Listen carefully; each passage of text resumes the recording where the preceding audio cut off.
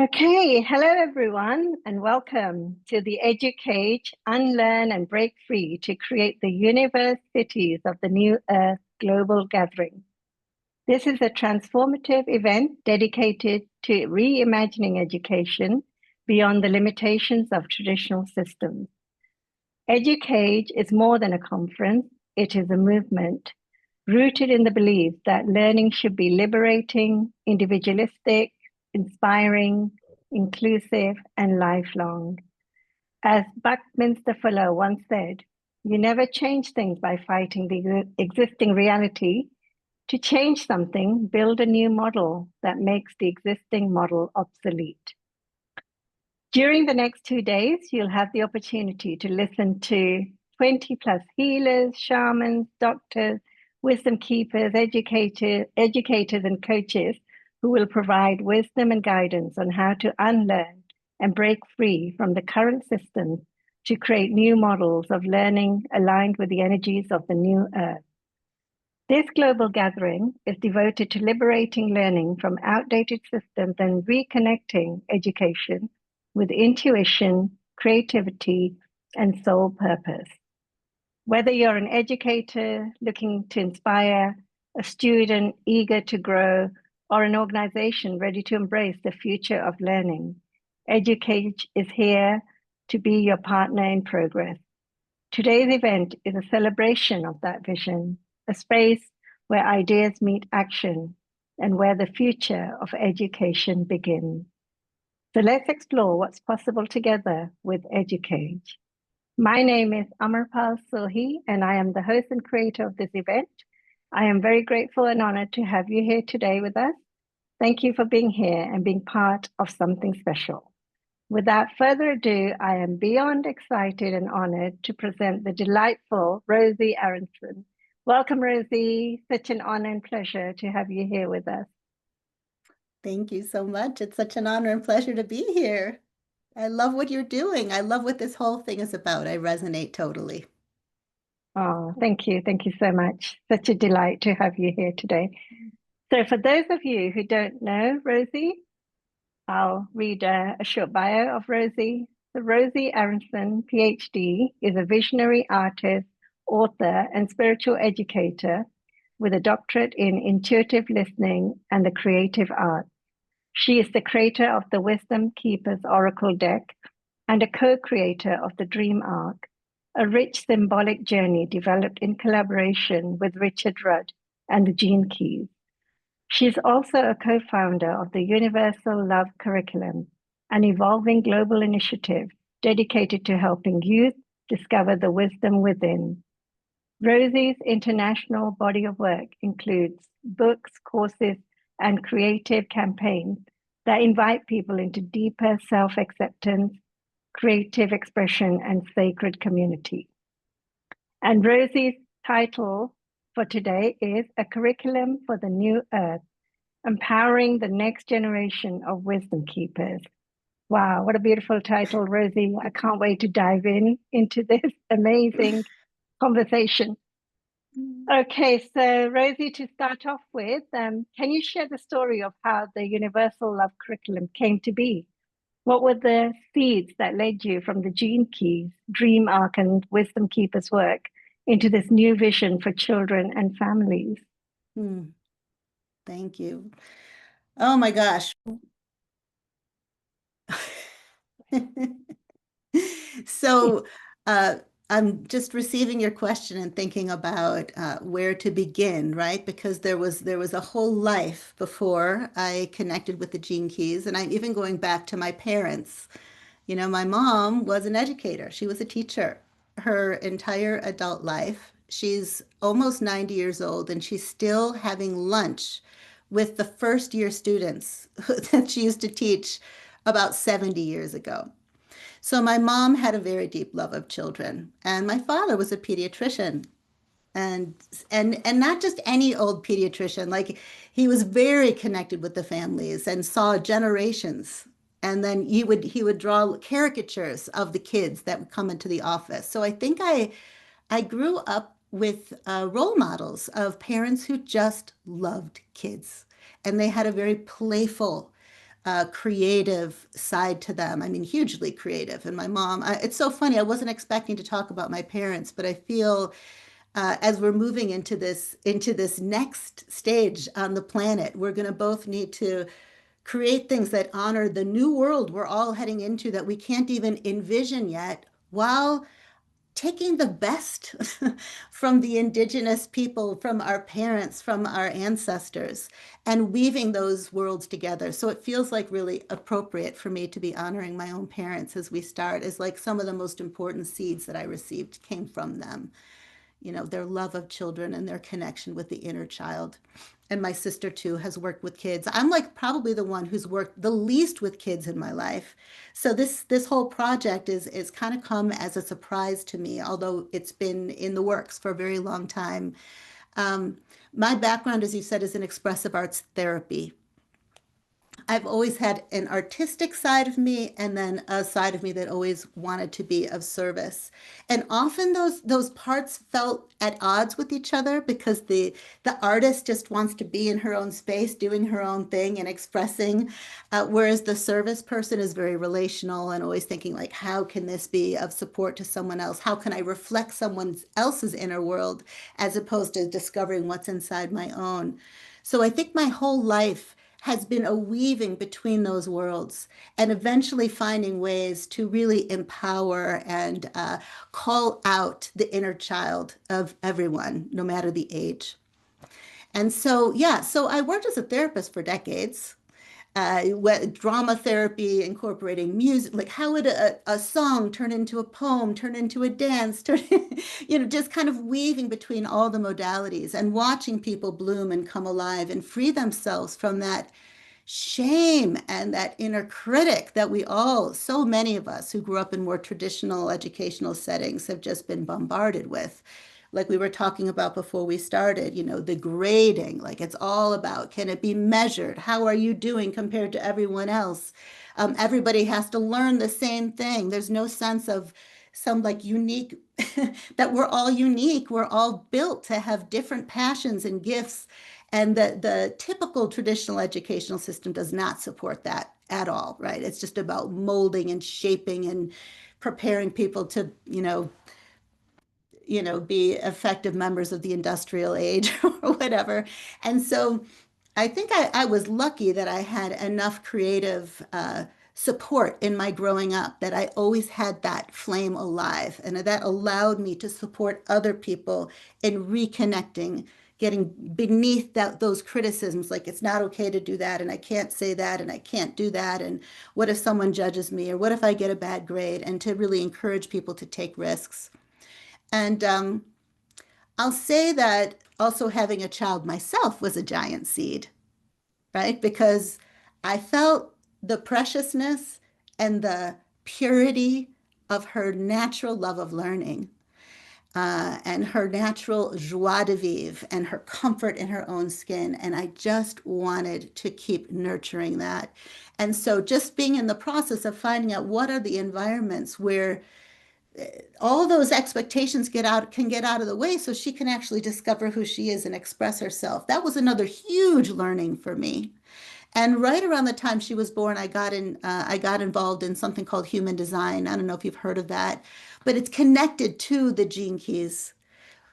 And the human design is kind of like it's like an authenticity practice. It's like looking at each person, and everybody has their own design and their own way of making decisions and their own way of accessing truth, and their gifts and their places where they're open to conditioning in a positive way, where they also can be open to conditioning in a negative way, where we can be vulnerable to that. And I started to work with that together with my daughter to really just honor her. Like, she is not me. She came to this world with totally different gifts, totally different challenges, and my job is to just create the conditions under which she could bloom. And it was through my work with human design. I'm not getting so into the details, but that's where I met Richard, because Richard was a teacher inside of that system. So this was about 20 years ago. This is Richard Rudd, who ultimately, after teaching and writing about human design for many years, had his own revelatory experience where he got to see and taste the new earth in every cell of his body And that's why he's so optimistic, even during times like now. And then he had this revelation that turned into the Gene Keys, which is kind of like it's a new way of exploring the 64 hexagrams of the I Ching, 64 archetypes. It's a body of wisdom with many different streams in it. And it's all about supporting us in embracing the shadow and uncovering the gift that usually hides inside that shadow when we're not pushing it away. It's like when we push it away, then it expresses itself in distorted ways. But when we lean in, then suddenly these gifts emerge. And whether the gift is love or patience or, they're 64 gifts, right? Empathy. Those come out of the fear. They come out of the fear, the shadow. And then he also expresses these 64 essences or archetypes of the human condition and the human potential through something called a siddhi, which is a Sanskrit term that has to do with like how these things express themselves when we're in a state of divine oneness and love, right?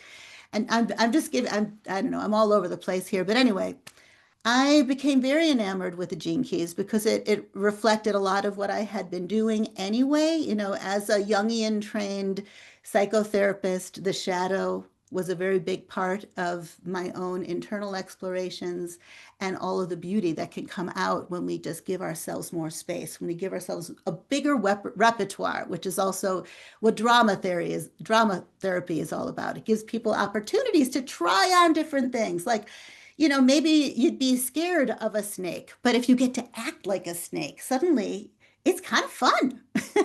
And suddenly you start to kind of feel, oh my God, oh, I get to slither. I get to, whatever. I'm just giving you examples. But anyway, so I got very into the Gene Keys and I integrated it with my work of human design, with my therapy work, with the expressive arts, always trying to take these very big, rich bodies of knowledge and make it accessible to people so that they could play with it. I think that's very important for me because if we can play with the shadow, we're much more likely to actually heal and transmute and transform. When we take it too seriously, when we're not able to dance with it, suddenly it becomes this thing that either we're like trying to avoid like the plague, or we get almost obsessed with it and our life gets very, very heavy and serious. So again, like it's like, so, okay. So I was very into the Gene Keys for a while. And then at one point I did an art project and it was not a project. I wasn't thinking of it as a project. I was just doodling for my own uh, self-care practice because my life was stressful and I was terrified of what was happening in the world. And I needed something that was nurturing for myself. So I just started doodling and suddenly out of these doodles came these faces. And these faces were of people, they mostly channeled from all over the world. And the one thing they had in common, even though they came from different places, different ethnicities, different religious backgrounds, all kinds of things. But what they had in common was they all went through some kind of suffering and ended up peaceful. It ended up compassionate and ended up at ease and trusting that everything was going to work out, both for me when I was communicating with them, just like communing with them, and for the whole world. And the process was so healing for me to be bringing these beings through that I just kept going until I thought, God, how many of these am I going to do? And then it ended up being 64. So I ended up calling it the 64 Faces of Awakening. And people really were responding to these beings, these compassionate beings that had been through it. I mean, I hadn't told people the stories that I kind of sensed. They were just connecting with the faces. And then I thought, God, this could be a service. So how could I take this project that I did for myself and offer it to others? And that's how the Wisdom Keepers Oracle deck came into being. And what I did first was I kind of channeled and wrote all of the stories. And then I kind of felt into the archetypes, like, okay, so which archetype does this story, this being, this face reflect? And then I thought, let me pair it with the 64 hexagrams of the I Ching and with the Gene Keys. And so I wove them together, right? So people who have enjoyed the Gene Keys or people who've been curious about the Gene Keys have really appreciated this way because it's very easy. You see a face, You learn about a story of a person that's actually integrating that particular journey from the shadow to the gift to the city around that particular gene key or archetype. And then there's a gift that the wisdom keeper offers, and then there is a series of questions for contemplation. So it's a very easy way to access. It's like a nice doorway into the gene keys for people who might get a little overwhelmed, and for people who are already deep in the gene keys, they love it. It's like a companion to their explorations. So the reason why I'm bringing it up is because it's very connected to the way that I have served or been called to serve in my life. You know, it's taking things and making them accessible. And so then that Oracle deck turned into a coloring book project where I donated coloring books all over the world to all different kinds of, pain medication or pain management hospitals and women's shelters and schools and adoption agencies, all kinds of things, because coloring can be a very meditative healing practice. Um, and one of the organizations that took the Wisdom Keepers in as the coloring project was this one called the Universal Love Alliance. I met them about 10 years ago. This is a Ugandan organization, and I'm bringing them in now because they are my collaborators around this curriculum that I'm going to share more with you about. So already, even before the Dream Arc, even before Universal Love Curriculum, what's been coming through me has already been used in schools, amongst kids, in terms of these faces and what those faces represent, and as a way of integrating the gifts that they represent. Okay, so the man in Uganda that I came to know, I think it was about 2015. I was in the process of doing a global video campaign called The Face of Love is Universal, where I asked people all over the world to hold up one of the wisdom keepers and say in their own language, the face of love is universal. And I did it for 64 days leading up to the International Peace Day. And he was my first volunteer, Samson. They had no resources, nothing, but they printed, somehow they managed to print out all these faces. They Mhm. rented a car, they rented a camera, they went to all of these schools around Western Uganda and had kids, Mhm. I mean, kids participating. I was blown away. And I'm like, this is, and also because it was Face of Love is Universal and it was a Universal Love Alliance, right? So there was already a Mhm. synergy there. And so he has been my partner. I got very involved in that particular organization, the Human Rights Organization. And then he and all of his collaborators and all the educators that he's connected with in schools inside of Uganda became partners around this new curriculum. Now, around Mhm. that same time, Richard, who didn't know much about me, but he did know about the Oracle deck, he invited me to partner with him around the Dream Arc. And the Dream Arc is a stream of the gene keys where you're looking at these 64 archetypes through the lens of animals.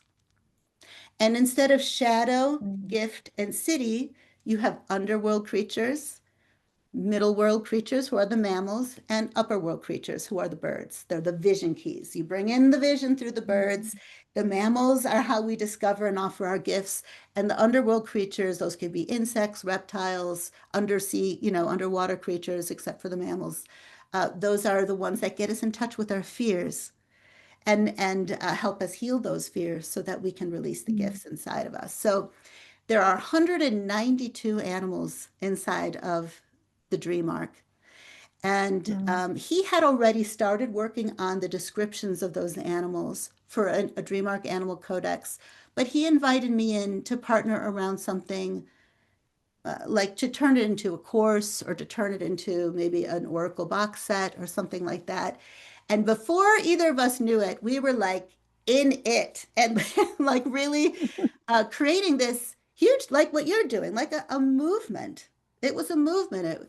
It was a course. It was a community. It was a village. And because I tend to be someone who wants things to be down to earth, I really like a multicultural perspective.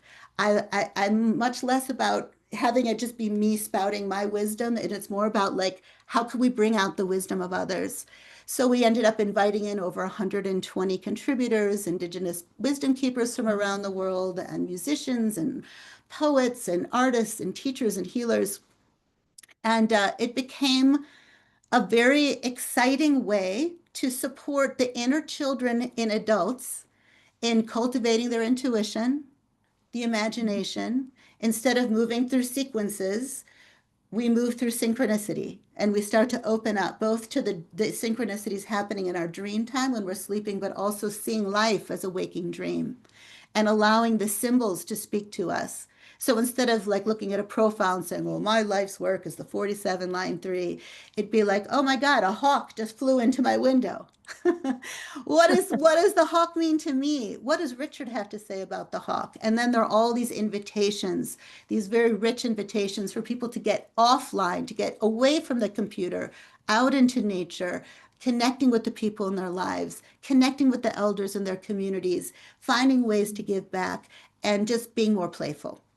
So I'm saying all of this because as the deeper into the dream arc I got, both as the co-creator and the community holder and the village host and all those things, and also the illustrator, um, and the guide. I was mostly, like guide, inviting people in. The more I realized, oh my God, this is the way to bring the gene keys to children. This is how we do it. Because I've always wanted the essence of the gene keys to be offered to kids because it's full of so much wisdom and beauty. And Richard always talks about how knowledge is something we get from the outside, but wisdom is something we have already. We're born with it, and it just needs to be called forth. And so I am like, I knew I wasn't alone. A lot of people in the Gene Keys community have always wanted to be able to offer it to kids. And I'm like, the dream arc, because what kid doesn't relate to animals? Yeah. And we're moving into times right now. We don't know anything, like even what's true. We don't even know what's real anymore, right? And all the things that used to work, all those old structures, all those ways of molding and shaping and training and teaching kids, they're not preparing kids for what's to come. We need surfers. We need people who like kids who can surf really big, unexpected waves. We need to encourage them to be creative and authentic and totally adaptive, able to create vocations instead of seeking jobs that already exist, right? So how do we do that? And so the more I was thinking about it, I'm like, oh my God, the dream arc would be absolutely perfect for that. And so some years back, I started working together with my sister, who's a multicultural psychologist in DC, and Samson, who's the one so my sister's been helping with the curriculum development, taking the heart of the dream arc, especially like the categories. There are 12 quests or categories that are like themes, like leaping, the theme of leaping, the theme of becoming a warrior, the theme of healing, the theme of unifying, the theme of hunting, the theme of going on a journey, right? These are all qualities and themes and life experiences that anyone can relate to, especially kids. And so these are like the way in which we're structuring the curriculum through these different categories, these themes. And under each theme, there are invitations to explore the theme through the mind, through the heart, through the body, through the spirit. And then we're also taking 4, 4, and 4 of the modules and batching them into sections. So there are 3 main sections. There's a section of, I'm going into the curriculum now, but anyway, there's the section of the self. How do we cultivate a relationship, a healthy and loving relationship with ourselves? And then the next section is a relationship to other. How do we cultivate good relationships with others where we can accept and understand that we're not all the same? Where we can find common ground even with people who think and feel very differently from us, which I think is one of the most important skills the younger generation is going to need, given how much propaganda is happening right now to create division. We're going to need to have kids who are able to see through that and to find ways Mhm. to connect regardless. And then the last one has to do, what's our relationship with the whole, with the community, with the cosmos, um, Mhm. with the family, so that Mhm. we're finding all the gifts that come from being a part of community, and we're also finding the gifts we have to offer that community. So those are just some of the structures. But so my sister helped me work with the curriculum, and Samson has gathered together wisdom keepers and educators in Uganda who have also been partnering with us. So they went around and they what are the animals that are important to us here in Uganda? What do they mean to us, right? Because we have Richard's phenomenal intuitive descriptions of these animals. But the truth is, animals they play very central roles in all cultures, all around the Mhm. world, and they have different meanings in different places. So part of the intention here is to empower different groups, whether it's a school or it's homeschoolers or families or camp counselors or after school communities, to take the curriculum and make it their own and make it totally relevant to their culture, their habitat, the animals who live within that habitat, their indigenous folk wisdom. Um, so I feel like I'm just talking and talking. I can stop there. Maybe there you have something to add, but that's kind of like the trajectory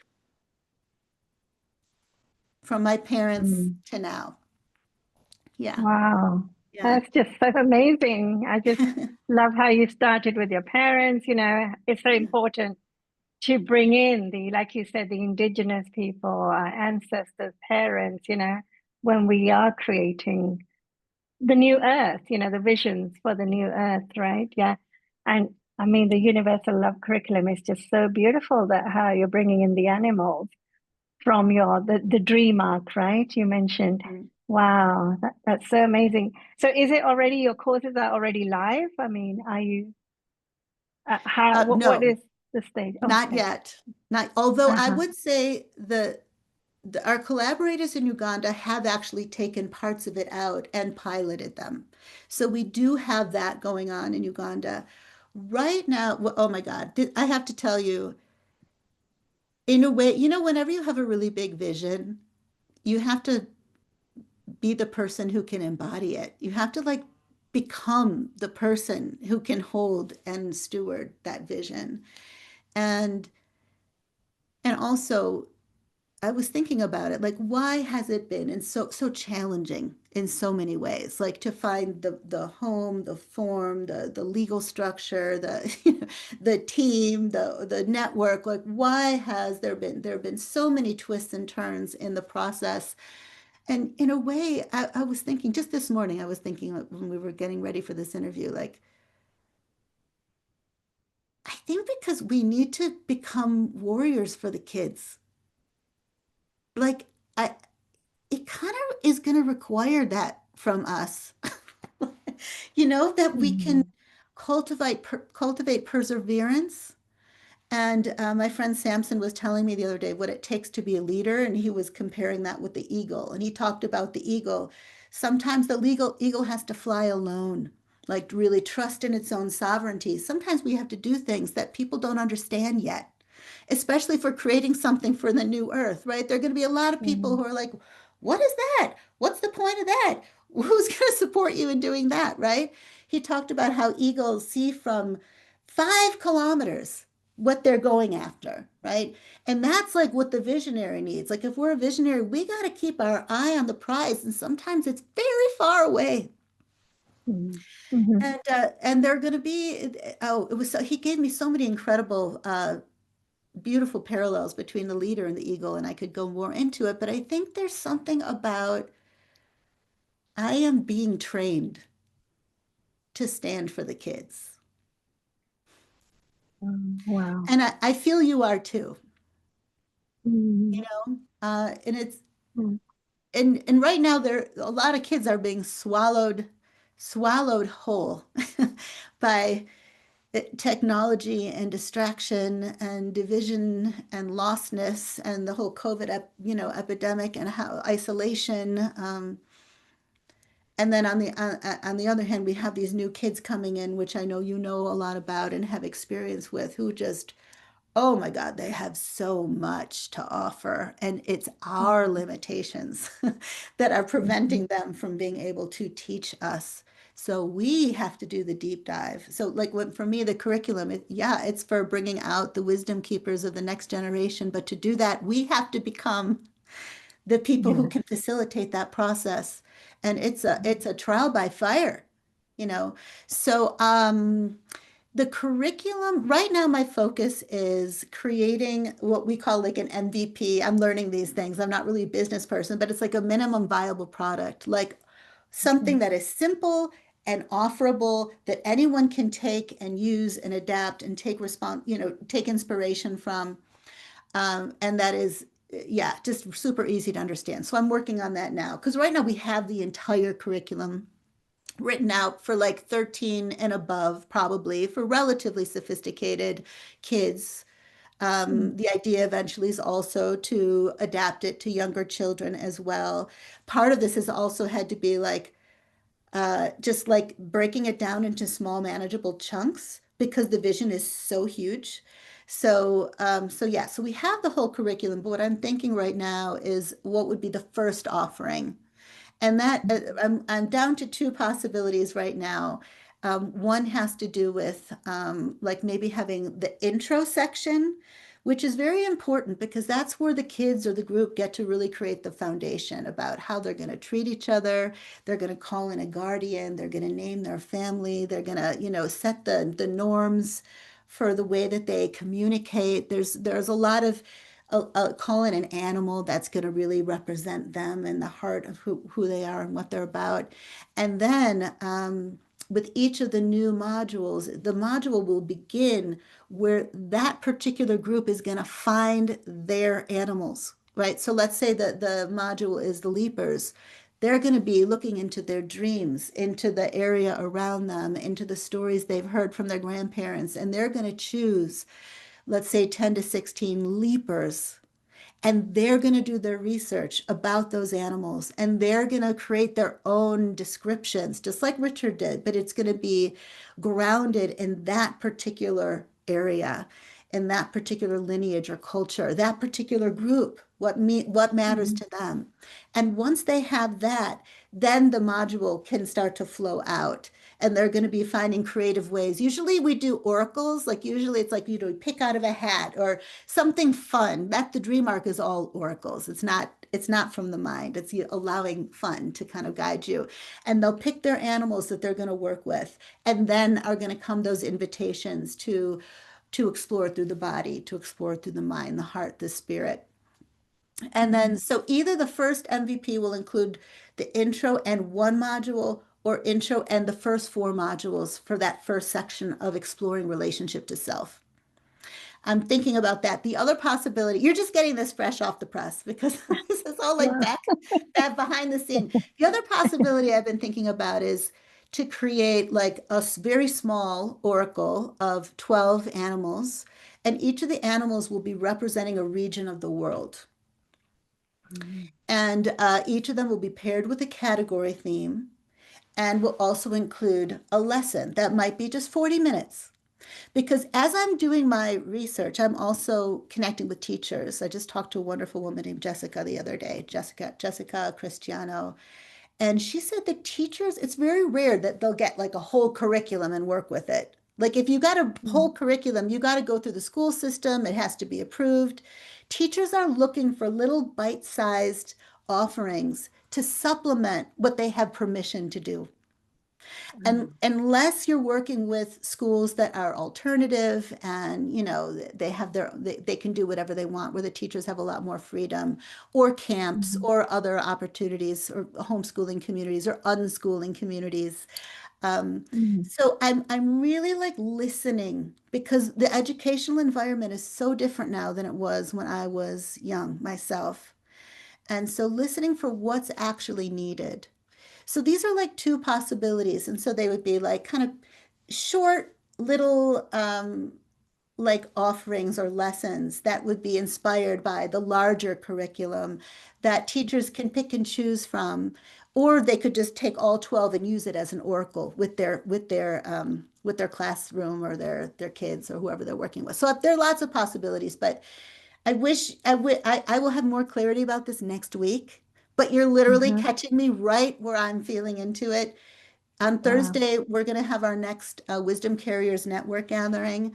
And we've been gathering together people who are, they're educators, they're people who love kids, they're people who feel passionate about the gene keys, people feel passionate about, education, and they want to get involved. So we've been meeting on a regular basis, and I'm going to be kind of sharing where we're at right now. But there have been so many iterations, and then there's the fundraising, right? So we're still in fundraising process. So we have so many teachers in Uganda ready to get started, and we're just in the process of raising funds so that they can do the next chapter of what they've been already doing. The kids absolutely love it.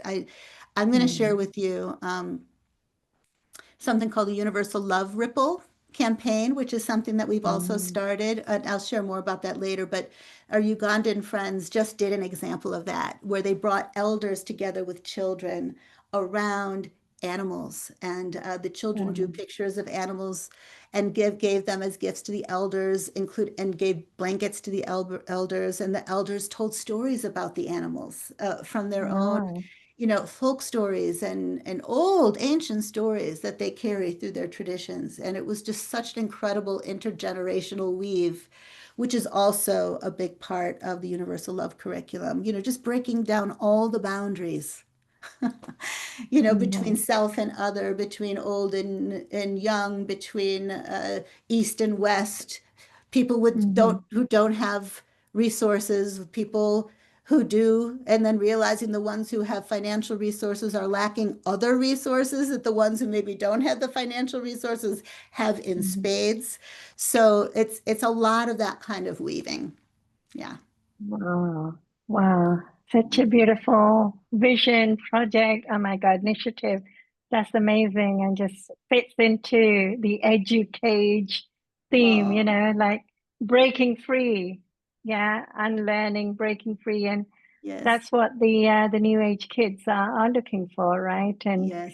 as I was mentioning, Rosie, to you earlier, it was my son actually inspired me, to come up with this theme because he couldn't fit into the box, into the structure of the education system.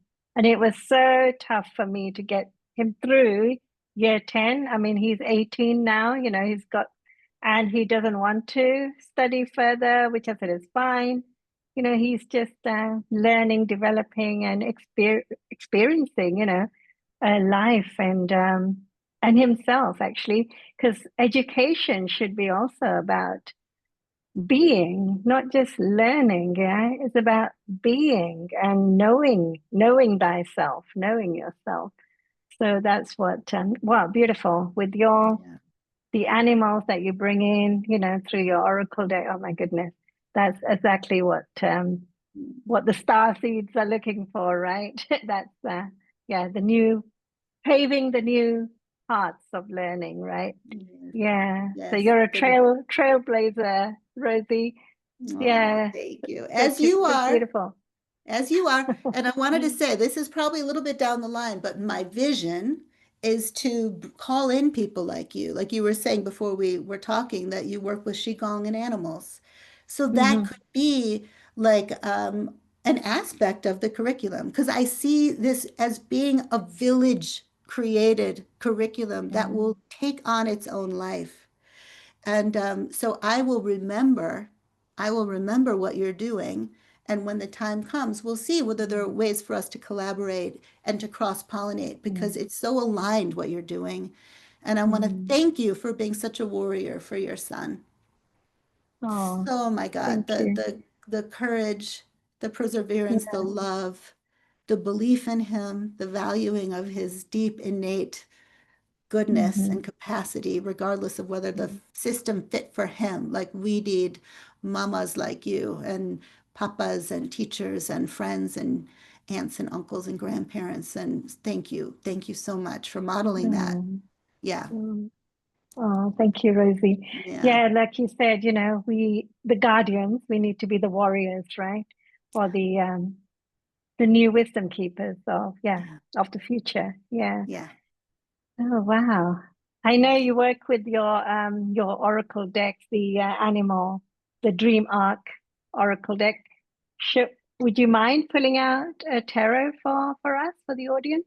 I would love to. A little caveat, I'm the only one who has this because it's not published yet. So it will be, though, there will be a gorgeous Dreamark Oracle box set created. And I can't wait for it. The Gene Keys just has so much going on. So they have to kind of figure out the priorities at every given moment. But I think it's working. You know, we worked on this for Mm. 3 years. So it should be coming out soon. Wow. So you're going to get a little taste of what's to come. Okay, but Wow. I thought it could be fun since we have underworld, upper world, and middle world creatures. I thought you could tell me which of these baskets you want me to pull from. This one, or this one? One, two, three. How about that? I think two is coming up for me. Perfect. Okay. And then what I'm going to do is I'm going to go like this, and I'm going to move my finger and tell me when to stop. Stop. Okay. Oh, the ladybug. Oh, Oh, I love that one. I love that one. This one is connected to the 46 gene key for those who know about that, which is all about delight. Um, wow. okay, Oh, so would you like me to read from Richard Rudd's?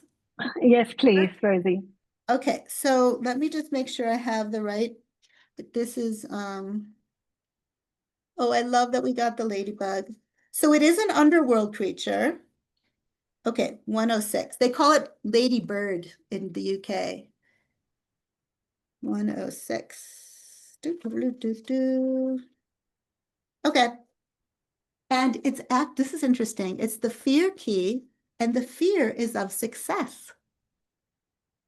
Wow. And it's a trickster. So out of all those 12 categories, the ladybug is a trickster.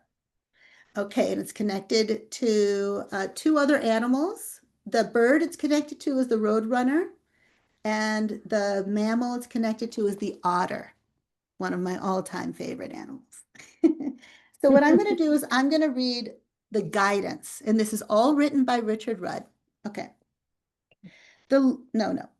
I am Ladybird. If I've landed on your hand, you are in for a ride. What you consider lucky is not always what it seems. It may well be the presage of a rapid decline. Often when I appear, it's because something is falling apart. In this respect, I'm a trickster because in time I will show you that what is causing you such pain now will one day be something you're grateful for. You humans really do not understand luck. You think it's the same as success, but good fortune often comes dressed up as failure. You just have to go through the process of being dismantled. Then, when your life is simpler, you will see that you've been given a second chance. How wonderful that life always gives us a second chance. Do you ever know? Do you even know the extent of this law? You do not live a single life and then get snuffed out. What a victim's view is that? You live over and over. I keep coming to you and landing on you, for I am grace. I show you that even the hardest lessons will lead eventually to the greatest harvest. I show you that even the deepest grief can one day lead you to a transcendence of circumstance. I am an indicator of vast good fortune, but I'm also a trick.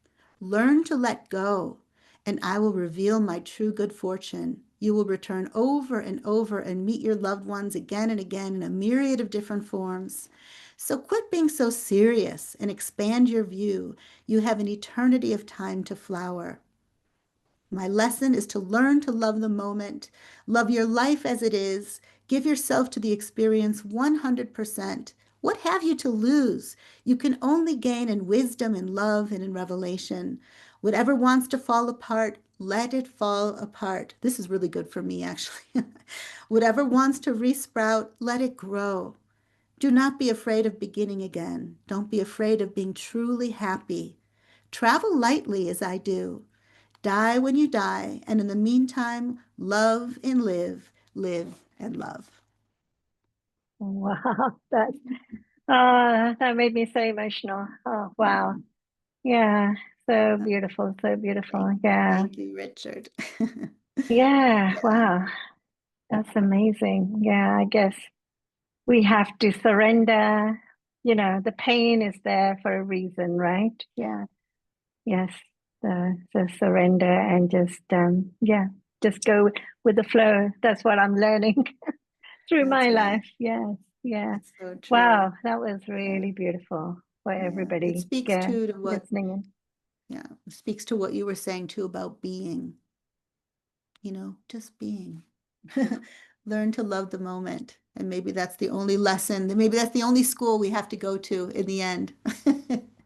That's Yeah, the only thing yeah, we need to learn. Wow, if we could all learn to love this moment and embrace it with whatever it's bringing.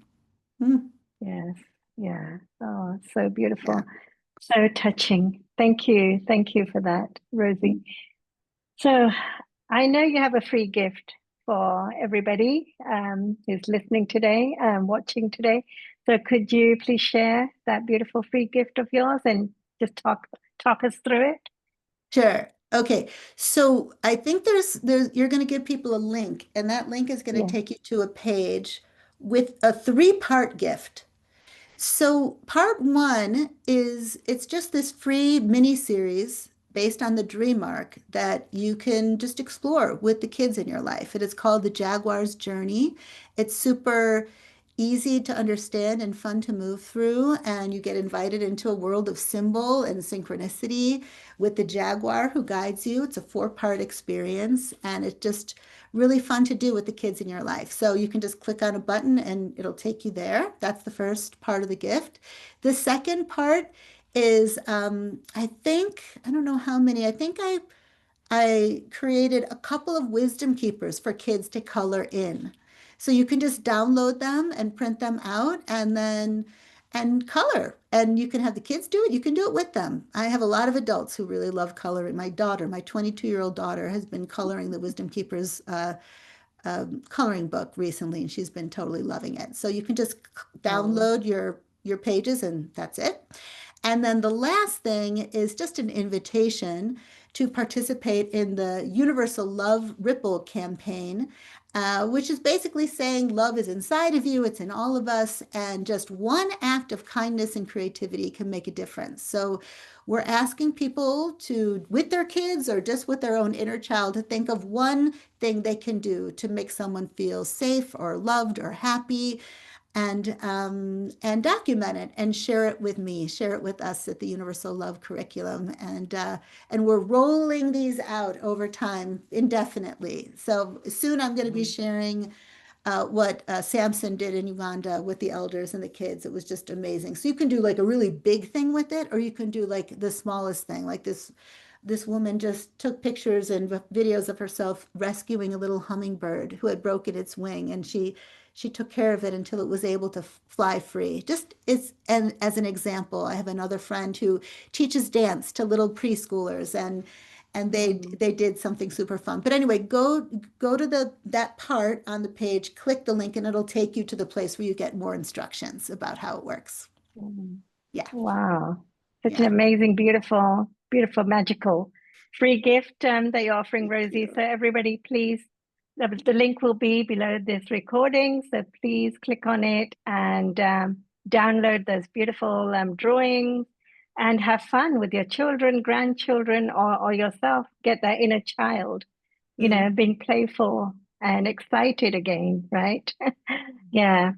Wow, thank you so much. And are there any other parting messages that you'd love to share with the parents listening, with the educators who are listening, the students? Mm, Mostly I just want to say thank you. Like, thank you to everyone, whether you are a parent or not. My sister played an enormous role in the growth and the development of my daughter. We don't have to have our own kids to make a huge impact on their lives, to see them and to create the conditions that can allow them to be who they are. and to blossom like flowers. I just want to thank each and every one of you for caring enough about kids that you're here participating in this experience, in this summit together. And thank you to all the speakers who are participating and all the love and passion and commitment that they have shown, like you, to not forget the kids. Not forget the Yeah, kids, including this one inside. So mostly just gratitude at this moment. We need you now more than ever.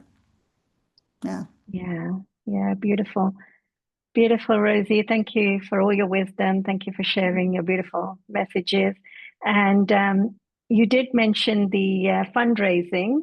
So if people, out there want to contribute, will you share that link as well so we can put it below the recording? Oh, yes, I will. That would be amazing. That would be Yeah, amazing. Thank you so much for bringing that up. Thank you. I yeah. will. So, okay, fantastic. So, everyone, this was a really inspirational, high vibrational conversation with Rosie Aronson. And again, Rosie, thank you so much for joining us today. And it was such an honor and pleasure to have you here with us. And everybody, like I mentioned, please check out the free gift and give feedback to Rosie, to the love curriculum. She'd be happy to receive your feedback. So again, thank you so much for joining us today. Thank you. And thank you, Rosie. Okay, Thank you bye-bye. so much.